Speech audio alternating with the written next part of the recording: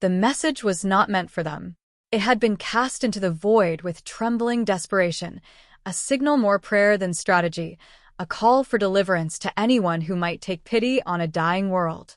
Veyron Prime's surface burned under orbital fire, whole cities reduced to ash, while the planetary defense grid flickered in fragments.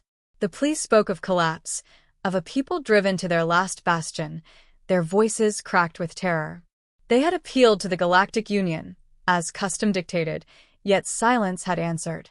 The Union's great fleets moved only when treaties were at stake, not for a frontier species already marked for conquest. Commander Threx knew this even as he sent the transmission. Still, he had activated the beacon, fingers clawed tight around the console, whispering words not of strategy, but of survival. Beyond the borders of that polished, sterile Union space, a listening post on Earth caught the signal. In a darkened chamber buried beneath rock, the plea unfolded through translations, the coordinates, the enemy, the certainty of extinction.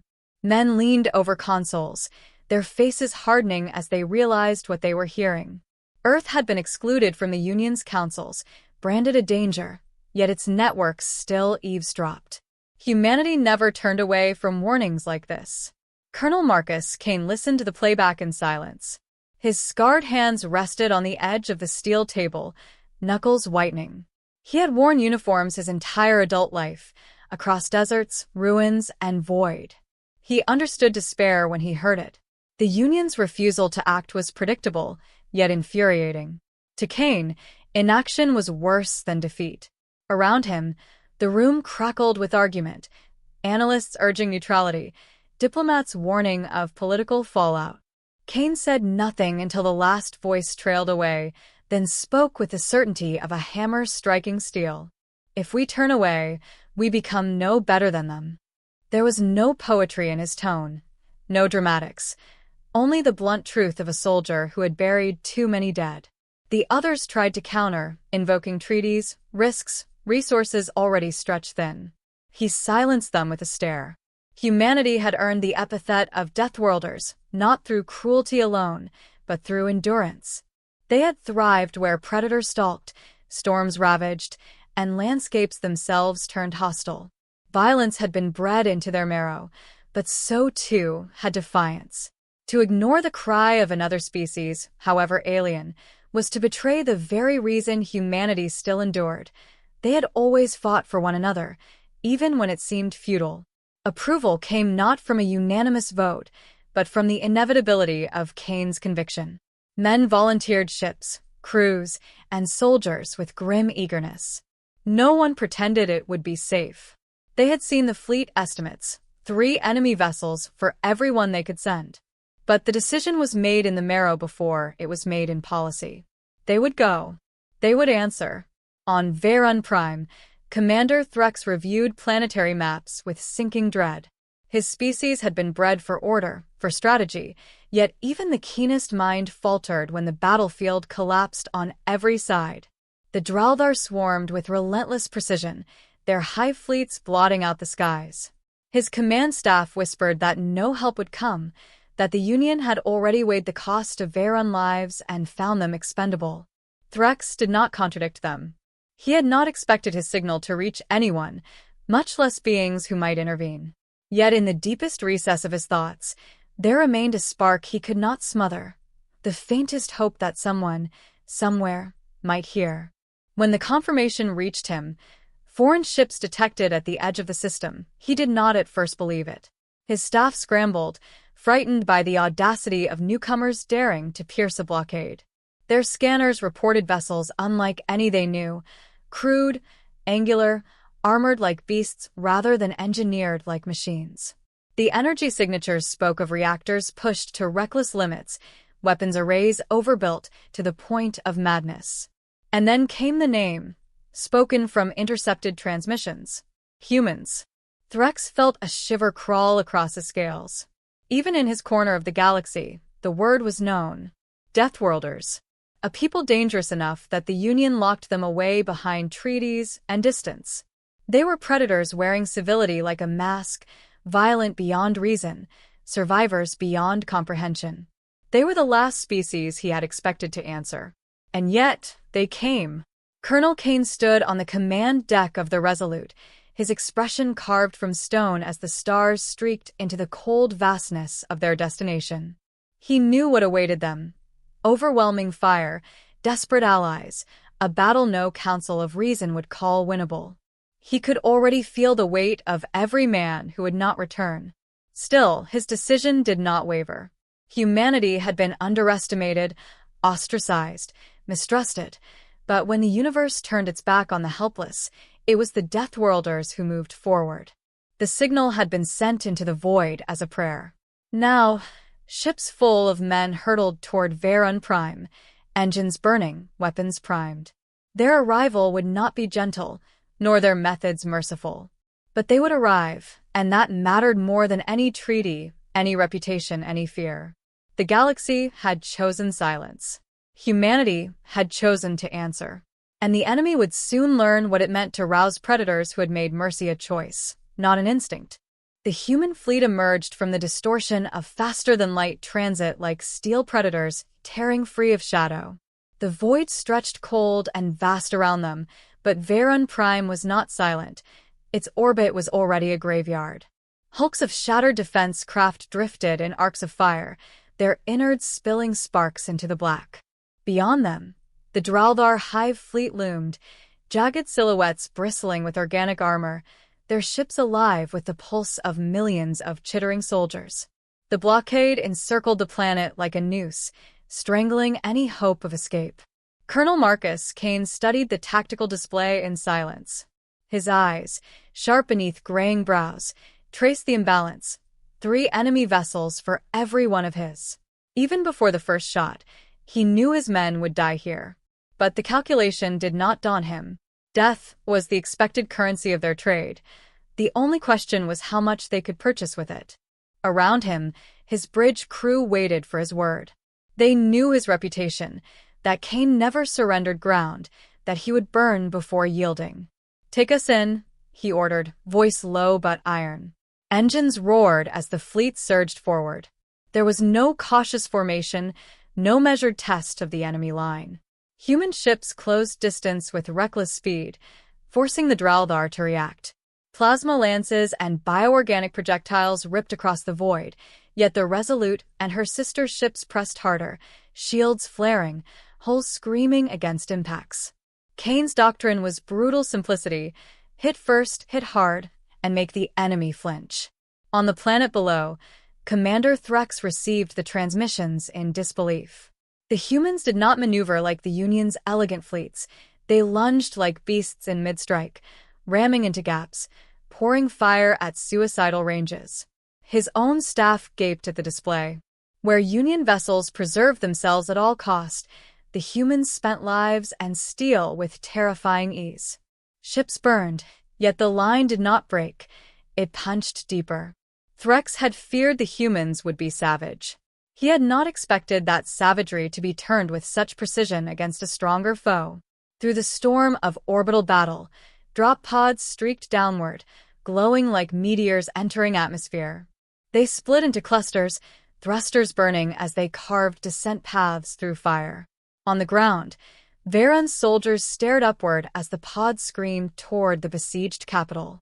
For weeks, they had fought retreat after retreat, every barricade overrun by the tide of insectoid warriors.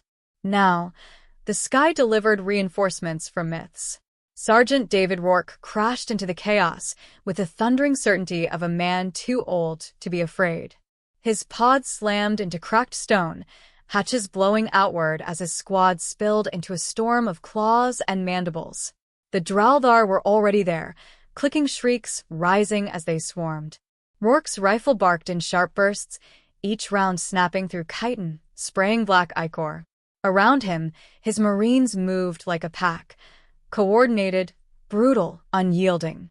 He shouted through the din, voice gravel ground against years of command. "Hold this line. No step back." The aliens of Veyron had never seen men fight. They watched as the Marines advanced not cautiously but with a feral joy, their bayonets glinting when ammunition thinned, their fists striking when even knives snapped. Blood flowed freely, but they pressed forward, laughing through pain, roaring defiance where silence would have meant death. To the Varunians, whose doctrine prized precision and efficiency, the sight was incomprehensible, madness given flesh. Yet it was that very madness that stemmed the Draldar tide. Above, the human fleet's reckless aggression began to take a toll. The Hive ships reeled under barges that should have been impossible at such ranges. Cain barked orders without hesitation, demanding maneuvers that scraped hulls raw, each command a gamble paid in fire and wreckage. His crew obeyed with grim devotion, men who had followed him across campaigns where victory was measured in survival alone. Every lost vessel dragged more of the enemy down with it. Commander Threx, watching from the surface command nexus, felt the first stirrings of a dangerous thought: hope. Against all reason, the humans were buying time. The capital's shield stabilized, ground defenses reignited under the shelter of human firepower. It was not a reversal, not yet, but it was something he had not tasted in weeks: the chance to believe survival was possible. Rourke drove his blade through the last of a Draldar warrior and dragged his arm free, chest heaving. His armor was dented, visor streaked with gore, yet his grin was feral. Around him, his squad reloaded with mechanical precision, some binding wounds, others scavenging weapons from alien corpses without hesitation. Rourke glanced toward the Varun defenders, who stood in stunned silence and barked, "Don't just gawk. Pick up a weapon and fight. We're not dying here, and neither are you." Something shifted in their eyes then. For all their exhaustion, the Varunians rallied, bolstered by the raw force of human defiance. Side by side, they joined the Marines in holding the barricade, and for the first time in the siege, the Draldar advance faltered. Yet the swarm was endless. Scanners screamed with new contacts, more Hive vessels poured from the dark, drawn by the resistance. Cain's jaw tightened as the tactical display bled red. He knew this fight was only beginning, that every gain would be paid for twice in blood. But he also saw what the others could not: the flicker of hesitation in the enemy, the faint doubt born from meeting prey that bit back. The void echoed with explosions. The city burned with screams and gunfire. But within that chaos, the humans carved a space where none should exist, a defiant foothold against annihilation. Cain did not smile, but his voice when it came was steady as stone. "Send word to the surface. Tell them humanity stands with them. And tell the Draldar," he paused, gaze fixed on the writhing mass of enemy vessels. "Tell them predators don't scare easy." The battle raged on, but a line had been drawn, and the galaxy would not forget the moment Deathworlders answered a plea with fire and steel. The ground shook as the Draldar bombardment intensified, a ceaseless rhythm of destruction pounding against the capital's shields. Towers crumbled, dust choking the air, while the horizon glowed with fire from shattered districts. For the defenders, exhaustion had long since become normal, yet the arrival of humanity had altered the cadence of despair. Where once the only measure of survival was delay, now there was resistance, sharp and bloody. Sergeant David Rourke crouched behind a slab of fallen masonry, sweat stinging his eyes beneath his helmet. His squad was reduced to half strength, but those who remained carried on with an almost unnerving calm. They fought not as if survival was guaranteed, but as if death had already been priced and accepted.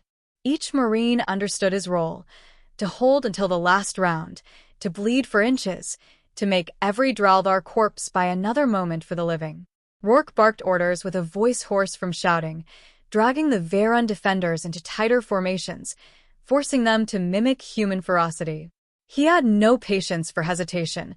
Hesitation was where the swarm struck deepest. Above, Colonel Marcus Cain's fleet reeled under the swarm's renewed assault.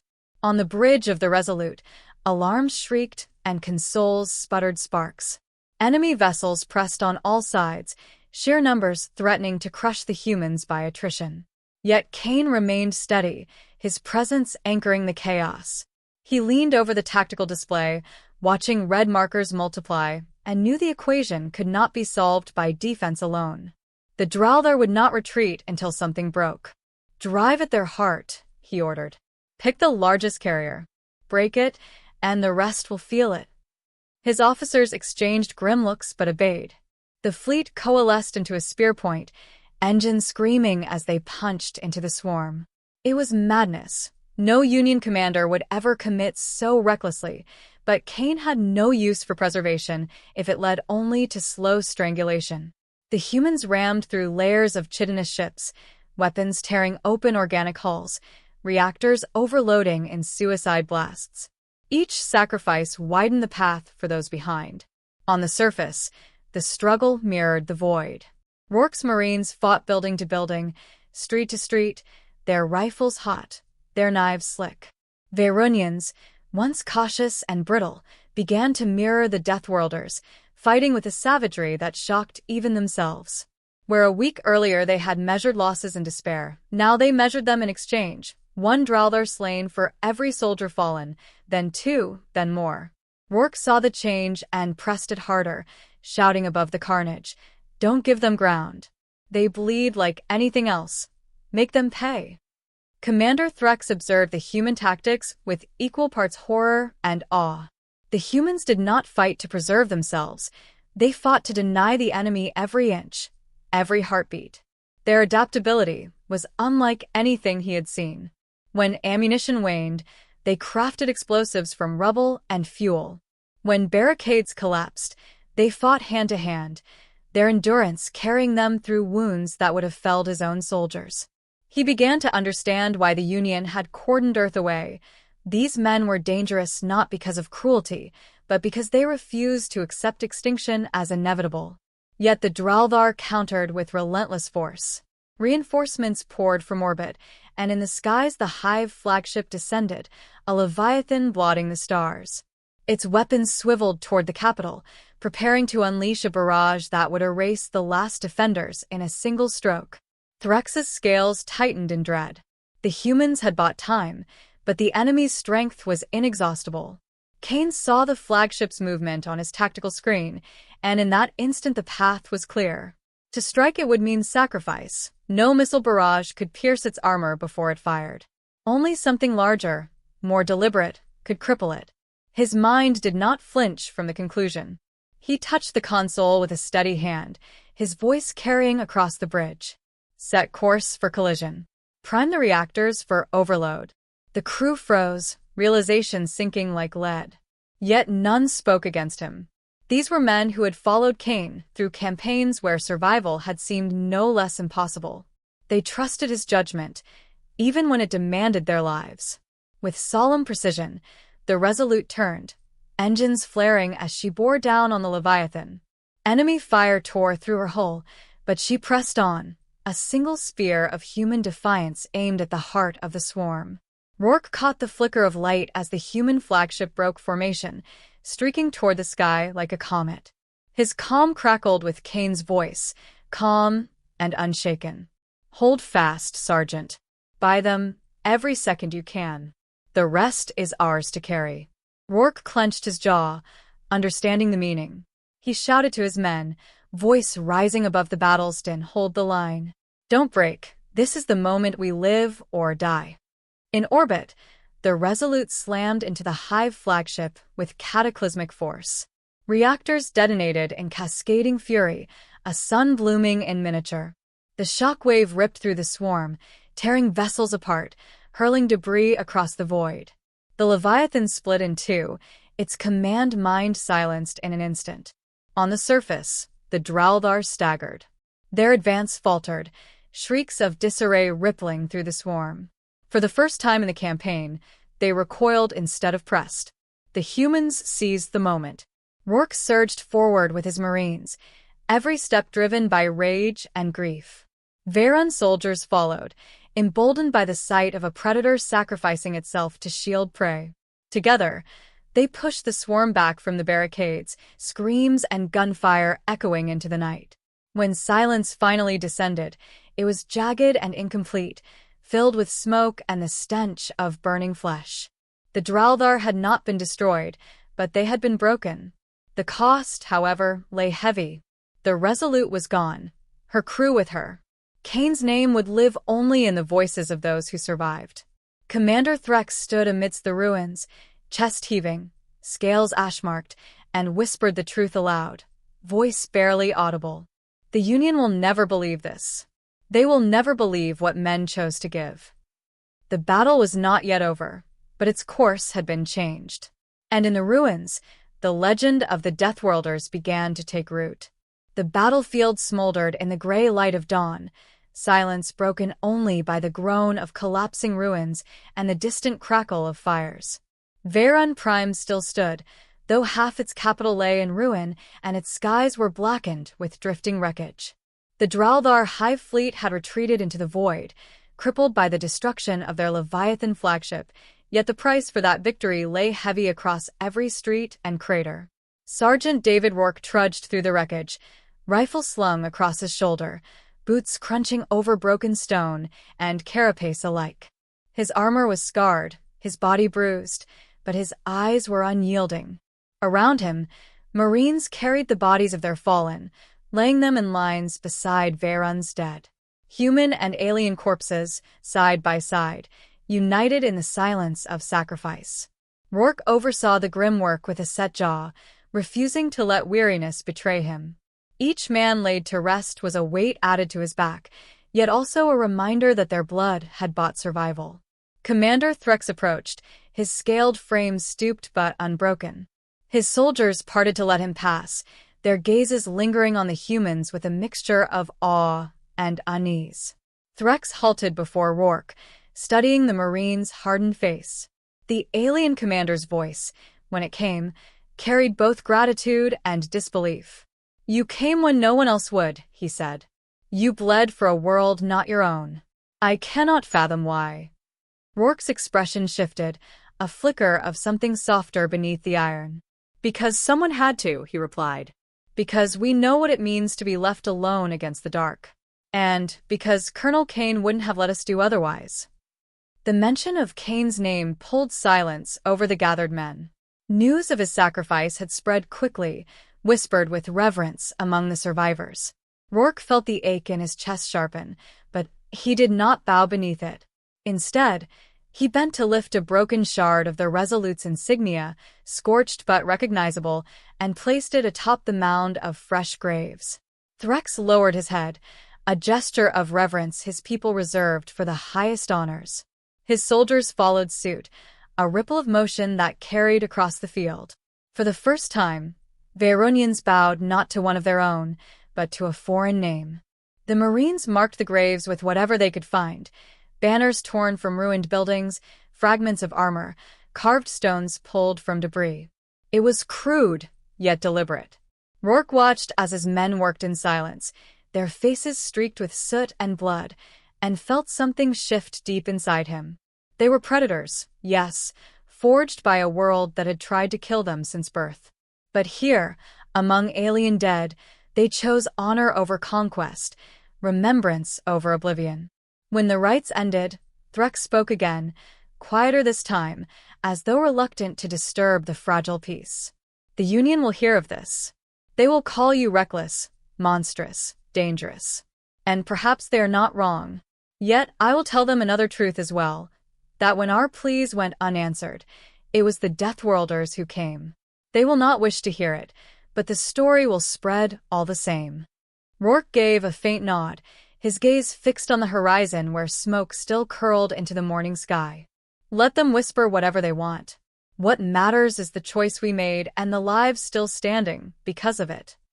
Overhead, the remnants of the human fleet drifted in battered formation, scarred but functional. Repairs had begun, though every man aboard knew they would never replace what was lost. Yet those ships, blackened and burning, were now symbols etched into the memory of every Veyron who had seen them descend. Word traveled swiftly across channels that had once ignored Veyron's plight. Other frontier worlds, once resigned to the Union's indifference, began to murmur. Stories grew in the telling. Humans who fought until knives broke, who rammed warships into giants, who buried their own beside strangers. Deathworlders who had chosen to be guardians, not conquerors. As dusk bled into the ruins once more, Rourke stood alone at the edge of the burial ground. He felt the wind tug at his torn fatigues, carrying with it the acrid scent of battle. His hand rested on the butt of his rifle, but his thoughts were far from the next fight. He remembered Kane's last words, steady as stone, hold fast. Buy them every second you can. The colonel had not lived to see the retreat, but his will remained imprinted in every survivor.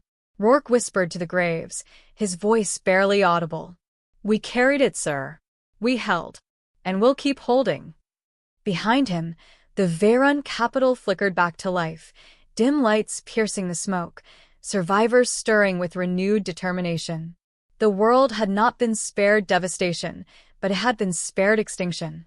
That was enough. For now. The war with the Draldar was not finished. Rourke knew they would return in force, enraged by the blow delivered here. Humanity would face the Union's condemnation as well as the Swarm's vengeance. But the precedent had been set. A plea for aid had been cast into silence, and where the galaxy had turned away, humanity had answered. As the night deepened, Rourke lifted his gaze to the stars, eyes hard with resolve. The galaxy would learn what Kane already knew, that Deathworlders did not bow, did not falter, did not abandon. They endured, and in enduring, they gave others the chance to endure as well. A plea for aid had been sent into the void. The Union had ignored it. But the Deathworlders had come, and the galaxy would never forget the answer. You said